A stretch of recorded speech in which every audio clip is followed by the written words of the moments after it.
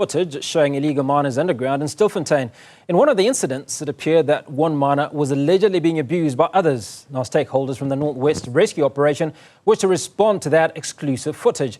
They're also concerned about the information shared by law enforcement agencies with regard to developments in the disused shafts. Zinika Mhlaba joins us now. Zinika, clearly a lot that is festering around this issue in Stilfontein. What's the latest on the ground?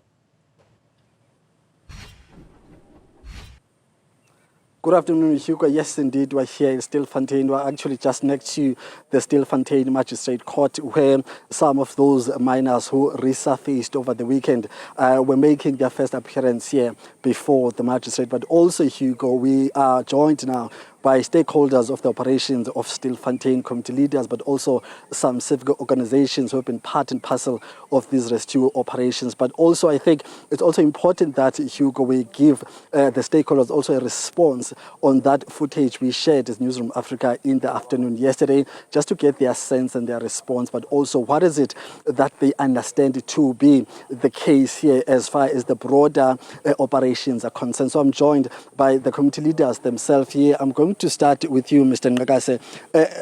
Briefly, sir, give us your take on the footage that we shared as Newzroom Afrika, on the video that you saw where one miner was seemingly ill but also being shouted at. As a community activist, what is your response to that? No, thank you very much, Zinika. Let me take this time and get the prayers at home. As a community leaders, we condemn that act. We condemn any act of brutality against people, because we are united today of saving lives. But what we saw in that video really shocked us, all of us as the leaders. But we condemn that such acts, because we said we are the community who's united, who want to take care of the people, who want to protect the people. That guy also has the right.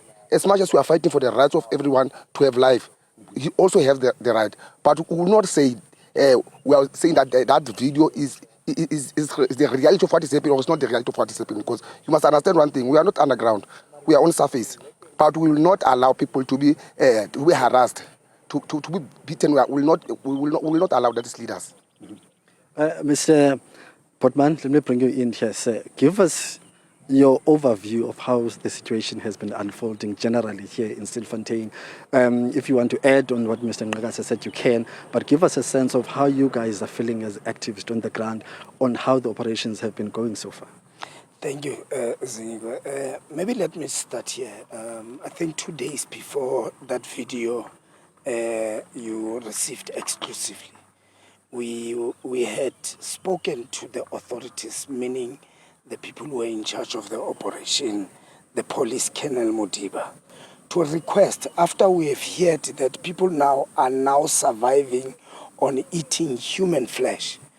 Now, what we did, we went to them and requested them, at least, can't we send a phone that has a video, so that these people, remember, every time we speak through a communication of a letter, maybe let's communicate to say whatever that they are communicating, can they videoize it?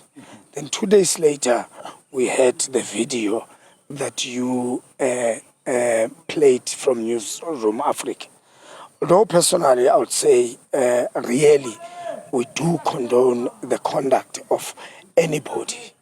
And I did watch the video many times, Zinika. I must mention that as you were presenting it, you were talking about food and the spazas and all that. But the video and the content that I hear, that it was a person who was, like doing fire underground.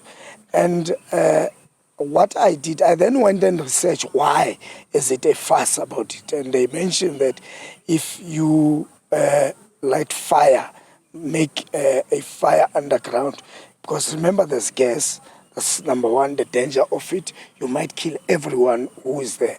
Number two, there is no oxygen, a normal oxygen, where it means if you lit a fire, and then anybody who's sleeping can inhale that thing and die.